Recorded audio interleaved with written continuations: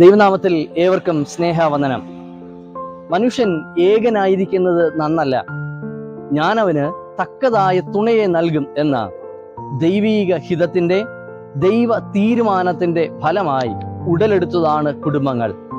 വിവാഹ ജീവിതം ദൈവഹിതപ്രകാരം സ്ഥാപിതമായതാണ്. അതുകൊണ്ട് തന്നെ ക്രൈസ്തവ സഭ കൂദാശകൾക്ക് ഒപ്പം തുല്യമായ പരിഗണന നൽകിയാണ് കുടുംബജീവിതത്തെ, വിവാഹ ജീവിതത്തെ പരിഗണിക്കുന്നത്. വിശുദ്ധ ദേവാലയത്തിൽ വെച്ച് ദൈവീക സാന്നിധ്യത്തിൽ ഉടമ്പടികളോടെ ഉഭയസമ്മതത്തോടെ ആരംഭിക്കുന്ന കുടുംബജീവിതം ഏറെ ശ്രേഷ്ഠമാണ്, അനുഗ്രഹപ്രദമാണ്. വിവാഹത്തെക്കുറിച്ചുള്ള ദൈവീക ഉദ്ദേശത്തെക്കുറിച്ചുമെല്ലാം വളരെ വ്യക്തമായി വിശുദ്ധ വേദപുസ്തകത്തിലൂടെ നമുക്ക് മനസ്സിലാക്കുവാൻ കഴിയും. ദക്ഷിണേന്ത്യ സഭ ഇന്ന് ചിന്തയ്ക്കായിട്ട് നൽകിയിരിക്കുന്ന വിഷയം വിവാഹം സ്നേഹത്തിൽ നിലനിൽക്കുന്ന ജീവിതം എന്നതാണ്. വിവാഹം സ്നേഹത്തിൽ നിലനിൽക്കുന്ന ജീവിതം. എപ്രകാരമാണ് കുടുംബ ജീവിതത്തിലൂടെ ദൈവസ്നേഹം പ്രകടമായി തീരുന്നത്? എങ്ങനെയാണ് സ്നേഹത്തിൽ ഒരു ജീവിതം നിലനിൽക്കുന്നത് അടിസ്ഥാനമായിരിക്കുന്നത്? വിവാഹ ജീവിതം ഏറെ വെല്ലുവിളികൾ നേരിടുന്ന ഒരു കാലഘട്ടത്തിലാണ് നാം ജീവിക്കുന്നത്. വൈവാഹിക ജീവിതത്തെക്കുറിച്ചും കുടുംബ ജീവിതത്തിന്റെ രീതികളെക്കുറിച്ചും വ്യത്യസ്ത ചിന്തകളും ധാരണകളും നിലനിൽക്കുന്ന ഒരു കാലഘട്ടം. ലിവിങ് ടുഗദർ ഉൾപ്പെടെ പുതിയ മാനങ്ങൾ വിവാഹ ജീവിതത്തിന്, കുടുംബജീവിതത്തിന്, വ്യക്തിബന്ധങ്ങൾക്ക് നൽകിയിരിക്കുന്ന ഒരു കാലഘട്ടത്തിൽ എങ്ങനെയാണ് ഈ വിഷയത്തെ ആധികാരികമായിട്ട് നമുക്ക് ചിന്തിപ്പാനായിട്ട് കഴിയുന്നത്? വളരെ കാലിക പ്രസക്തിയുള്ള ഒരു ഭാഗമാണ് നാം ഒന്ന് ചിന്തിക്കുന്നത്. വിവാഹം സ്നേഹത്തിൽ നിലനിൽക്കുന്ന ജീവിതം. നമുക്ക് നൽകിയിരിക്കുന്ന വേദഭാഗങ്ങളുടെ അടിസ്ഥാനത്തിൽ ഈ വിഷയത്തെക്കുറിച്ച് പ്രാർത്ഥനയോടെ നമുക്ക് ധ്യാനിക്കാം. പഴയ നിയമ വേദഭാഗം, ഉൽപ്പത്തി പുസ്തകം 29 അധ്യായം 1 മുതൽ 20 വരെയുള്ള വേദഭാഗം. ആ വേദഭാഗം നമുക്ക് നൽകുന്ന ഒന്നാമത്തെ ചിന്ത, കുടുംബജീവിതത്തെ സ്നേഹത്തിൽ വളരാൻ ക്ഷമ സഹായിക്കുന്നു എന്നതാണ്. ക്ഷമയാണ് സ്നേഹത്തിൽ വളരുവാൻ നമ്മെ സഹായിക്കുന്നത്. കുടുംബജീവിതം സ്നേഹത്തിൽ അടിസ്ഥാനമുള്ള ജീവിതമായി, സ്നേഹത്തിൽ നിലനിൽക്കുന്ന ജീവിതമായി വളരണമെങ്കിൽ അത്യന്താപേക്ഷിതമായിട്ടും ക്ഷമ ആവശ്യമാണ്. യാക്കോബ് പദൻ ആരാമിലേക്കുള്ള യാത്രയിലാണ്. തന്റെ അമ്മാവന്റെ ഭവനമായ ലാബാന്റെ ഭവനം തേടി യാത്ര ചെയ്ത് കിഴക്ക് ദേശത്ത് യാക്കോബ് എത്തുമ്പോൾ കിണറിന് അരികെ വെച്ച് ലാബാന്റെ രണ്ടാമത്തെ മകൾ റാഹേലിനെ കാണുന്നുണ്ട്. വചനം പറയുന്നത് റാഹേലിനോട് അവന് ഒരു ഇഷ്ടം തോന്നി എന്നതാണ്. തന്റെ ജീവിത പങ്കാളിയാക്കുവാൻ, തന്റെ ജീവിതത്തിന്റെ തുണയാക്കി മാറ്റുവാൻ റാഹേലിനെ അവൻ ആഗ്രഹിക്കുകയും അമ്മാവനായ ലാബാനോട് അത് ആവശ്യപ്പെടുകയും ചെയ്യുകയാണ്. പകരമായിട്ട് 7 വർഷകാലം അമ്മാവന്റെ കീഴിൽ ദാസനായിട്ട് വേല ചെയ്യാമെന്ന തീരുമാനം യാക്കോബ് എടുക്കുന്നു. ഉൽപ്പത്തി പുസ്തകം 29 അധ്യായം അതിന്റെ 20 വാക്യം അത് പ്രകാരമാണ് പറയുന്നത്, അവൻ അവളെ സ്നേഹിക്കൊണ്ട് അവനത് അല്പകാലം പോലെ തോന്നി. ദീർഘമായ 7 വർഷകാലം, വീണ്ടും ഒരു 7 വർഷകാലം, 14 വർഷമാണ് താൻ ഇഷ്ടപ്പെടുന്ന, താൻ സ്നേഹിക്കുന്ന സ്ത്രീയെ തന്റെ ജീവിത പങ്കാളി ആക്കുവാൻ വേണ്ടി യാക്കോബ് നൽകുന്നത്. എന്നാൽ അത് ഒരു ചെറിയൊരു കാലമായിട്ട് യാക്കോബിന് തോന്നി എന്നാണ്. അതിന് കാരണമായി ഉൽപ്പത്തി പുസ്തകത്തിൽ രേഖപ്പെടുത്തിയിരിക്കുന്നത് അവൻ അവളെ സ്നേഹിച്ചു എന്നാണ്. അവൻ അവളെ സ്നേഹിച്ചു. അതുകൊണ്ട് ദീർഘമായൊരു കാലഘട്ടം അവൾക്ക് വേണ്ടി ക്ഷമയോടെ കാത്തിരിപ്പാനായിട്ട് അവന് സാധിച്ചു എന്നതാണ്. ക്ഷമിപ്പാൻ കഴിയാത്ത ഇടങ്ങളിൽ യഥാർത്ഥമായ സ്നേഹം നിലനിൽക്കുന്നില്ല. യഥാർത്ഥമായ സ്നേഹം ഉള്ള ഇടം അത് ക്ഷമിപ്പാൻ കഴിയുന്ന ഇടമാണ്. ക്ഷമിക്കുക എന്ന് പറഞ്ഞാൽ തെറ്റുകളെ ക്ഷമിക്കുക എന്നത് മാത്രമല്ല, ക്ഷമയോടെ കാത്തിരിക്കുക എന്നതാണ്. ഒന്നായി തീരുവാൻ, താൻ ആഗ്രഹിച്ച ജീവിത പങ്കാളിയെ തനിക്ക് തുണയായിട്ട് ലഭിക്കുവാൻ ദീർഘമായ 14 വർഷകാലം ക്ഷമയോടെ കാത്തിരിക്കുന്ന യാക്കോബ്. അതിനെ യാക്കോബിനെ സഹായിച്ചത് അവന് അവളോടുള്ള സ്നേഹമാണ്. ഓരോ ദിവസം കഴിയുന്തോറും ആഴമായി തീരുന്ന സ്നേഹം. ഈ സ്നേഹം കുടുംബജീവിതത്തിലേക്ക് പ്രവേശിക്കുന്നതിലൂടെ അവസാനിക്കുന്നതല്ല, പിന്നെ ഓരോ ദിവസം കഴിയുന്തോറും, കുടുംബജീവിതത്തിന്റെ ഓരോ നാളുകൾ കഴിയുന്തോറും ആഴമായി, ലഹരിയുള്ളതായി, രുചിയുള്ളതായി മാറേണ്ടതാണ്. കാനാവിലെ കല്യാണ ഭവനത്തിൽ പച്ചവെള്ളം മുന്തിരി നീരായി ലഹരിയുള്ള, രുചിയുള്ള അനുഭവമായിട്ട് മാറിയതുപോലെ കുടുംബജീവിതത്തിന്റെ ഓരോ നിമിഷങ്ങളും ഏറ്റവും രുചികരമായ സ്നേഹത്തിന് അടിസ്ഥാനമുള്ള ജീവിതമായിട്ട് മാറണമെങ്കിൽ ക്ഷമ അത്യന്താപേക്ഷിതമാണ്. പ്രിയ ദൈവജനമേ, കുടുംബജീവിതത്തിൽ ക്ഷമയോടെ ചില നന്മകൾക്ക് വേണ്ടി, ചില അനുഗ്രഹങ്ങൾക്ക് വേണ്ടി, ചില മാറ്റങ്ങൾക്ക് വേണ്ടി, പ്രതീക്ഷകളുടെ പൂർത്തീകരണത്തിന് വേണ്ടി ക്ഷമയോടെ കാത്തിരിപ്പാൻ നാം തയ്യാറാണോ? ഹോശേയ പ്രവാചകൻ തന്നെ വിട്ട് കടന്നുപോയ തന്റെ ഭാര്യയുടെ മടങ്ങി വരവിന് വേണ്ടി ക്ഷമയോടെ കാത്തിരിക്കുകയാണ്, പ്രതീക്ഷയോടെ കാത്തിരിക്കുകയാണ്. ആ കാത്തിരിപ്പിന് അർത്ഥം അവൻ അത്രത്തോളം അവളെ സ്നേഹിക്കുന്നു എന്നതാണ്. ക്ഷമ അല്ലെങ്കിൽ കാത്തിരിപ്പ് അത് സ്നേഹത്തിന്റെ ആഴം വർദ്ധിപ്പിക്കുകയാണ്. ആഴമായ സ്നേഹത്തിന്റെ ഉടമകളായിട്ട് മാറുവാൻ ക്ഷമ നമ്മെ സഹായിക്കുന്നു എന്നതാണ്. ജീവിത പങ്കാളികൾ അകന്നിരിക്കുമ്പോൾ സത്യത്തിൽ അവർ മാനസികമായിട്ട് അകലുകയല്ല, മാനസികമായിട്ട് അടുക്കുകയാണ് ചെയ്യുന്നത്.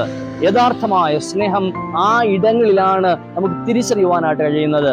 അതുകൊണ്ട് തന്നെ സ്നേഹം അളക്കുവാൻ കഴിയുന്ന ഏറ്റവും നല്ല അളവുകോലാണ് ക്ഷമ, ദീർഘക്ഷമ, പ്രതീക്ഷയോടെ കാത്തിരിക്കുന്ന ക്ഷമ. അത് കുടുംബജീവിതത്തിന് അത്യന്താപേക്ഷിതമാണ്. പ്രത്യേകിച്ച് കുടുംബജീവിതത്തിൽ ക്ഷമ എന്നത്, മറ്റൊരർത്ഥത്തിൽ കാത്തിരിപ്പ് എന്നത്, പ്രതീക്ഷയോടെ ദീർഘക്ഷമയോടെ കാത്തിരിക്കുക എന്നത്, അത് പങ്കാളിയോടുള്ള വിശ്വാസം കൂടെയാണ് പ്രകടമാക്കുന്നത്. യാക്കോബ് തന്റെ ജീവിത പങ്കാളിക്ക് വേണ്ടി കാത്തിരുന്നത് പോലെ, ക്ഷമയോടെ ദീർഘക്ഷമയോടെ കാത്തിരുന്നത് പോലെ, സ്നേഹത്തിൽ ആഴമുള്ള, സ്നേഹത്തിൽ നിലനിൽക്കുന്ന കുടുംബജീവിതം നയിപ്പാൻ പ്രിയമുള്ളവരെ ക്ഷമ ആവശ്യമാണ്. ക്ഷമയോടെ നമ്മുടെ കുടുംബജീവിതം നമുക്ക് നയിക്കാം. എബ്രായ ലേഖനം 13-ാം അധ്യായം അതിന്റെ 4-ാമത്തെ വാക്യം, ആ വേദഭാഗം നമുക്ക് നൽകുന്ന 2-ാമത്തെ ചിന്ത, കുടുംബജീവിതത്തിൽ പ്രത്യേകിച്ച് സ്നേഹത്തിൽ നിലനിൽക്കുന്ന ജീവിതം നയിക്കുവാൻ വിശുദ്ധി ആവശ്യമാണ്. വിശുദ്ധിയാണ് സ്നേഹത്തിൽ ജീവിപ്പാനായിട്ട് നമ്മെ സഹായിക്കുന്നത്. ജീവിത വിശുദ്ധി വളരെ പ്രധാനമാണ്. ഇവിടെ എബ്രായ ലേഖകൻ പറഞ്ഞിരിക്കുന്നത് വിവാഹം മാന്യവും കിടക്ക നിർമ്മലവും ആയിരിക്കട്ടെ എന്നാണ്. വളരെ പരിപാവനമായി, വളരെ പരിശുദ്ധമായി, വളരെ വിശുദ്ധിയോടെ കാണേണ്ടുന്ന ഒന്നാണ് കുടുംബ ജീവിതം. പങ്കാളികൾ പരസ്പരം വിശുദ്ധിയോടെ പരിശുദ്ധിയോടെ നിലനിൽക്കുമ്പോഴാണ് സ്നേഹത്തിൽ ആഴമുള്ള കുടുംബ ജീവിതത്തിന്റെ ഭാഗമായിട്ട് മാറുവാൻ കഴിയുന്നത്. അവർക്ക് വിവാഹ ശുശ്രൂഷ നടക്കുന്നത് വിശുദ്ധ ദേവാലയത്തിൽ വെച്ചാണ്. ഏറ്റവും പരിശുദ്ധമായ ഒരു ആരാധനയുടെ ഭാഗമായിട്ടാണ് നാം കുടുംബജീവിതത്തിലേക്ക് പ്രവേശിക്കുന്നത്. ദൈവീക സാന്നിധ്യം ആ കുടുംബജീവിതത്തിൽ ഉണ്ട് എന്ന പരിപൂർണമായ ബോധ്യത്തോടെ ദൈവസന്നിധിയിലാണ് പങ്കാളികൾ തീരുമാനങ്ങളും പ്രതിഷ്ഠകളും എടുക്കുന്നത്. അത്രത്തോളം വിശുദ്ധിയുടെ ഇടമായിട്ടാണ് വിവാഹ ശുശ്രൂഷയെ കണക്കാക്കുന്നത്. ഈ വിശുദ്ധി, ഈ ജീവിത വിശുദ്ധി ജീവിതത്തിന്റെ അന്ത്യത്തോളം നിലനിർത്തുമ്പോഴാണ് കുടുംബജീവിതം സ്നേഹത്തിൽ ആഴമുള്ള ജീവിതമായി, സ്നേഹത്തിൽ നിലനിൽക്കുന്ന ജീവിതമായിട്ട് മാറുന്നത്. വിവാഹം എല്ലാവർക്കും മാന്യവും കിടക്ക നിർമ്മലവും ആയിരിക്കട്ടെ. ഇവിടെ ജീവിത വിശുദ്ധി എന്നതുകൊണ്ട് അർത്ഥമാക്കുന്നത് ശാരീരികമായിട്ട് നാം നിർവഹിക്കേണ്ടുന്ന വിശുദ്ധി മാത്രമല്ല, പങ്കാളിയുടെ മനസ്സിന്റെ വേദനകളെ തിരിച്ചറിഞ്ഞ് വേദനകളിൽ അവനോടൊപ്പം നിൽപ്പാനായിട്ട് കഴിയണം. അവളുടെ സന്തോഷങ്ങളിൽ സന്തോഷിപ്പാനായിട്ട് കഴിയണം. അവന്റെ വികാരങ്ങൾ, അവന്റെ വൈകാരിക മുഹൂർത്തങ്ങൾ, അവളുടെ ജീവിതത്തിന്റെ വൈകാരികമായ മുഹൂർത്തങ്ങൾ സ്വന്തം ജീവിതത്തിന്റെ കൂടി ഭാഗമാക്കി മാറ്റുമ്പോഴാണ് ജീവിത വിശുദ്ധിയുടെ പൂർണ്ണതയിലേക്ക് എത്തിച്ചേരുവാനായിട്ട് കഴിയുന്നത്. അതുകൊണ്ട് ജീവിത വിശുദ്ധി എന്ന് പറഞ്ഞാൽ ശാരീരികമായും മാനസികമായും ആത്മീകമായും വൈകാരികമായിട്ടും ഒന്നായി മാറുക, വിശുദ്ധമായിട്ട് മാറുക എന്നതാണ്. ഒരുപക്ഷെ ഒരേ ഭവനത്തിനുള്ളിൽ, ഒരേ മുറിക്കുള്ളിൽ ഒരുമിച്ച് പാർക്കുന്നവർ പിണക്കങ്ങളിൽ ആയിരിക്കുന്നവരുണ്ട്. അവർ ഒരുപക്ഷെ അശുദ്ധി എന്ന് പറയുന്ന വിധത്തിൽ മറ്റ് തെറ്റായ ബന്ധങ്ങളൊന്നും ഉണ്ടാകണമെന്നില്ല. എങ്കിൽ പോലും മനസ്സുകൾക്ക് ഒന്നായിട്ട് മാറുവാൻ കഴിയാതെ അകലങ്ങളിൽ ആയിരിക്കുന്ന ജീവിതാനുഭവങ്ങൾ അശുദ്ധിയുടെ അനുഭവങ്ങളാണ്. വേദപുസ്തകം നമ്മോട് പറയുന്നത് വിശുദ്ധി, പരിശുദ്ധിയാണ് കുടുംബജീവിതത്തെ നിർമ്മലമാക്കി നിലനിർത്തുന്നത്. ജീവിത പങ്കാളിയിൽ ഒരാൾക്ക് സംഭവിക്കുന്ന അശുദ്ധി അത് ജീവിതത്തെ, കുടുംബജീവിതത്തെ, കുടുംബത്തെ തന്നെ തകർക്കുന്നതിന് കാരണമായിട്ട് മാറും. ദാവീദിന്റെ ജീവിതത്തിൽ സംഭവിച്ച ഒരു വീഴ്ച, ബേർശേബ എന്ന് പറയുന്ന ഒരു സ്ത്രീയുമായിട്ട് ദാവീദിനുണ്ടായിരുന്ന ഒരു ബന്ധം, അത് ദാവീദിന്റെ കുടുംബജീവിതത്തെ, തലമുറകളെ തന്നെ തകർത്ത് കളയുന്ന ഒരു അശുദ്ധിയുടെ അനുഭവമായിട്ട് മാറി. അത് മാത്രവുമല്ല, മാനുഷിക ബന്ധം മാത്രമല്ല, താനും ദൈവവുമായിട്ടുള്ള അതിവിശുദ്ധമായ ഒരു ബന്ധത്തെ തകർത്തു കളയുന്നതിന് അത് കാരണമായിട്ട് മാറി. യോസേഫിന്റെ ജീവിതം പറയുന്നത് തന്റെ ജീവിതത്തിൽ അശുദ്ധി കടന്നു വരുമെന്ന് ബോധ്യമുണ്ടായിരുന്ന ഒരു സമയത്ത് അവൻ ആ അശുദ്ധിയിൽ പെടാതിരിക്കുവാൻ ആ ഭവനത്തിൽ നിന്നും ഇറങ്ങി ഓടി എന്നാണ്. അന്ന് യോസെഫ് വിവാഹിതനല്ല, കുടുംബജീവിതത്തിലേക്ക് പ്രവേശിച്ചിട്ടില്ല. അതുകൊണ്ട് ജീവിത വിശുദ്ധി എന്ന് പറയുന്നത്, മനസ്സിന്റെ ശരീരത്തിന്റെ വിശുദ്ധി എന്നത്, അത് കേവലം കുടുംബജീവിതത്തിലേക്ക് പ്രവേശിക്കുന്ന നാൾ മുതൽ ആരംഭിക്കേണ്ടതല്ല. അതിനു മുൻപേ ജീവിത വിശുദ്ധിയോടെ, മാനസിക ഒരുക്കത്തോടെ കുടുംബജീവിതത്തിന് വേണ്ടി ഒരുങ്ങുവാൻ, പ്രതീക്ഷയോടെ കാത്തിരിപ്പാനായിട്ടും നമുക്ക് സാധ്യമാകണം. ഇന്നത്തെ ലോകം നിങ്ങളുടെ ഇഷ്ടങ്ങളെ, നിങ്ങളുടെ വികാരങ്ങളെ പിന്തുടരുവാനായിട്ട് പറയുമ്പോൾ, വിശുദ്ധ വേദപുസ്തകം പറയുന്നത് നമ്മുടെ ഹൃദയങ്ങളെ കാത്തു സൂക്ഷിപ്പാനായിട്ട് നമുക്ക് കഴിയണമെന്നതാണ്.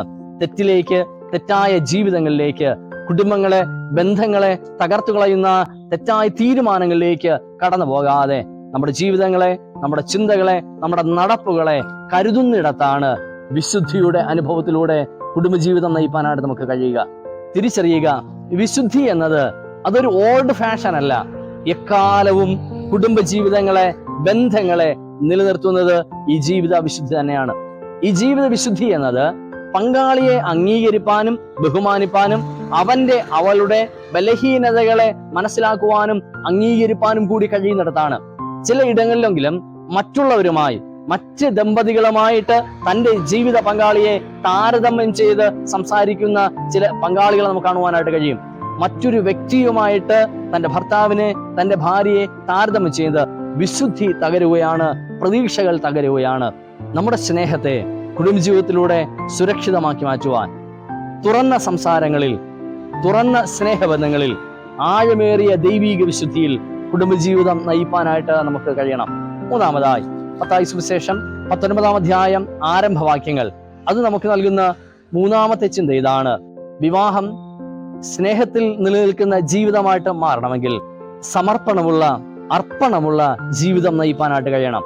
മറ്റൊരർത്ഥത്തിൽ സമർപ്പണമാണ് ജീവിതത്തെ എക്കാലവും സ്നേഹത്തിൽ നിലനിൽക്കുന്ന കുടുംബ ജീവിതമാക്കി മാറ്റുന്നത്. വിവാഹ മോചനത്തെക്കുറിച്ചുള്ള നിയമപരമായ ചില ചോദ്യങ്ങളുമായിട്ടാണ് പരീശന്മാർ യേശുവിനെ സമീപിക്കുന്നത്. എന്നാൽ കർത്താവ് അവർക്ക് നിയമ ഉപദേശം നൽകുകയല്ല, മറിച്ച് വിവാഹത്തെക്കുറിച്ചുള്ള ആദ്യം മുതലുള്ള ദൈവീക ഉദ്ദേശത്തെ കുറച്ചുകൂടി വ്യക്തമായി, കുറച്ചുകൂടി ആഴമായി പരീശന്മാർക്ക് പരിചയപ്പെടുത്തി കൊടുക്കുകയാണ്. ഒരിക്കലും വിവാഹ മോചനം എന്ന് പറയുന്ന ഒരു ചിന്ത ദൈവീകമല്ല എന്ന വ്യക്തമായ ബോധ്യം നൽകിക്കൊണ്ട്, വിവാഹം എന്ന് പറയുന്നത് പ്രതീക്ഷിക്കുന്ന വിധത്തിൽ ശരിയല്ലാതായി വരുമ്പോൾ ഉപേക്ഷിച്ച് കളയേണ്ടുന്ന, തകർത്തു കളയേണ്ടുന്ന ഒരു ബന്ധമായിട്ടല്ല കുടുംബജീവിതത്തെക്കുറിച്ച് വേദപുസ്തകം പറയുന്നത്. അത് ആയുഷ്കാല കൂട്ടായ്മയാണ്, ആയുഷ്കാലമായിട്ടുള്ളതായ ഒരു സമർപ്പണമാണ്, അർപ്പണമാണ്. ദൈവസന്നിധിയിൽ പങ്കാളികൾ എടുക്കുന്നത് ദൈവീക സാന്നിധ്യത്തിലുള്ളതായ ഉടമ്പടിയാണ്, പ്രോമിസാണ്, വാഗ്ദാനമാണ്. ജീവിതത്തിന്റെ അന്ത്യത്തോളം, മരണം വരെ ഒന്നായിട്ട് ജീവിക്കാം എന്ന തീരുമാനമാണ്. അബ്രഹാമിന്റെയും സാറായുടെയും ജീവിതം നമുക്ക് നൽകുന്നത് ആഴമേറിയ ചിന്തകളാണ്. ബന്ധുക്കളെയും ചാർച്ചക്കാരെയും ഉപേക്ഷിച്ച് തന്റെ ജീവിത പങ്കാളി പുറപ്പെടുമ്പോൾ അതുവരെ ഉണ്ടായിരുന്ന തന്റെ സാഹചര്യങ്ങൾക്ക് മൊത്തത്തിലൊരു വ്യത്യാസം വരികയാണ്. എന്നാൽ തന്റെ ഭർത്താവിനോടൊപ്പം അദ്ദേഹത്തിന്റെ തീരുമാനങ്ങൾ ശരിയാണ് എന്ന് മനസ്സിലാക്കി അദ്ദേഹത്തെ പിന്തുടരുന്ന സാറ എന്ന ഭാര്യയെ നമുക്ക് കാണുവാനായിട്ട് കഴിയും. കുടുംബജീവിതത്തിൽ, വ്യക്തിബന്ധങ്ങളിൽ അനേകം പ്രയാസങ്ങൾ അവർ അനുഭവിക്കുന്നുണ്ട്. സ്ഥിരമായൊരു താമസ സ്ഥലം അവർക്കില്ല. പലയിടങ്ങളിൽ മാറി മാറി കൂടാരങ്ങളിൽ പാർക്കുകയാണ്.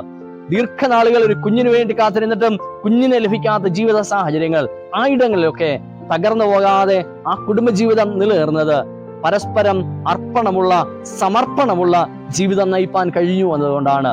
പ്രിയ ദൈവജനമേ, സ്നേഹം ഉള്ളിടത്താണ് ഈ അർപ്പണവും സമർപ്പണവും നിലനിൽക്കുന്നത്. സമർപ്പണത്തോടെ ദൈവസന്നിധിയിൽ എടുത്ത വാഗ്ദത്തങ്ങൾ ജീവിതത്തിന്റെ അന്ത്യത്തോളം പാലിക്കുന്ന തരത്തിൽ പ്രാർത്ഥനയോടെ നമ്മുടെ ജീവിതങ്ങളെ ക്രമപ്പെടുത്തുവാനായിട്ട് കഴിയണം. പങ്കാളികളിൽ സംഭവിക്കുന്ന രോഗങ്ങളാകാം, സൗന്ദര്യങ്ങളിൽ സംഭവിക്കുന്ന കുറവാകാം, സാമ്പത്തികമായിട്ട് സംഭവിക്കുന്നതായ പരാധീനതകളാകാം. അവയുടെ മധ്യേ പരസ്പരം പഴിചാരാതെ, ഉപേക്ഷിക്കാതെ, കരം കോർത്ത് പിടിച്ചുകൊണ്ട് ജീവിതാന്ത്യത്തോളം പരസ്പരം തുണയായിട്ട് മാറേണ്ടുന്നതാണ് ഞങ്ങളുടെ ജീവിതം എന്ന ബോധ്യത്തോടെ ജീവിതം മുൻപോട്ട് നയിക്കുമ്പോഴാണ് വിവാഹം അത് ആയുഷ്കാല കൂട്ടായ്മയായിട്ട് മാറുന്നത്. അത് സ്നേഹത്തിൽ നിലനിൽക്കുന്ന ജീവിതമായിട്ട് മാറുന്നത്. കുടുംബജീവിതം അത് സ്നേഹത്തിൽ നിലനിൽക്കുന്ന ജീവിതമായിട്ട് മാറണമെങ്കിൽ ഒന്നാമത് കുടുംബജീവിതത്തിൽ ക്ഷമ അത്യന്താപേക്ഷിതമാണ്. ക്ഷമയാണ് ആഴമേറിയ സ്നേഹത്തിൽ നമ്മെ നിലനിർത്തുന്നത്. ഈ ക്ഷമ ചിലയിടങ്ങളിൽ കാത്തിരിക്കുവാനായിട്ട് നമ്മെ പ്രേരിപ്പിക്കും. അകലങ്ങളിൽ ആയിരിക്കുമ്പോഴും കാത്തിരിപ്പിന്റെ അനുഭവങ്ങളിലും ആഴമേറിയ ക്ഷമയാണ് കുടുംബജീവിതത്തെ നിലനിർത്തുന്നത്. കുടുംബജീവിതം സ്നേഹത്തിൽ ആഴമുള്ളതായിട്ട് മാറണമെങ്കിൽ, സ്നേഹത്തിൽ ജീവിത അവസാനം വരെ നിലനിൽക്കുന്നതായിട്ട് മാറണമെങ്കിൽ വിശുദ്ധി ആവശ്യമാണ്. കിടക്ക നിർമ്മലമായിരിക്കട്ടെ. കുടുംബജീവിതം ഏറെ ശ്രേഷ്ഠമായിട്ട് മാറ്റപ്പെടണം. മൂന്നാമതായിട്ട് നാം ചിന്തിച്ചത് വിവാഹ ജീവിതം അത് സ്നേഹത്തിൽ നിലനിൽക്കുന്ന ജീവിതമായിട്ട് മാറണമെങ്കിൽ സമർപ്പണമുള്ള, അർപ്പണമുള്ള ജീവിതം നയിപ്പാനായിട്ട് കഴിയണം. ദൈവത്തിന്റെ സന്നിധിയിൽ ഞങ്ങളെടുത്ത വാഗ്ദത്തങ്ങളാണ്, ഞങ്ങളെടുത്ത തീരുമാനങ്ങളാണ് ഒന്നായിട്ടുള്ള ജീവിതം എന്ന ബോധ്യത്തോടെ പരസ്പരം തുണയായിട്ട് മാറുന്നിടത്താണ് കുടുംബജീവിതം ആഴമേറിയ സ്നേഹത്തിൽ നിലനിൽക്കുന്ന ജീവിതമായിട്ട് മാറുന്നത്. അപ്രകാരം മറ്റുള്ളവർക്ക് മാതൃക നൽകുന്ന, വരും തലമുറകൾക്ക് പ്രതീക്ഷകൾ നൽകുന്ന ആഴമേറിയ സ്നേഹബന്ധത്തിൽ നിലനിൽക്കുന്ന കുടുംബജീവിതം നയിപ്പാൻ ദൈവം നമ്മേവരെയും ഒരുക്കുമാറാകട്ടെ, അനുഗ്രഹിക്കുമാറാകട്ടെ.